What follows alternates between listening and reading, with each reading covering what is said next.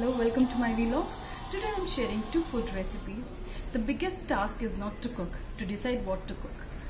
So it's really annoying sometimes to decide what to cook every day. We need to do lunch, dinner, breakfast. Breakfast is quite easy, but deciding something for lunch and dinner is a bit tough for me.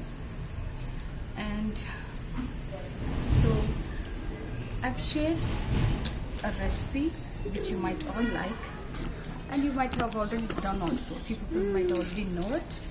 So let's see.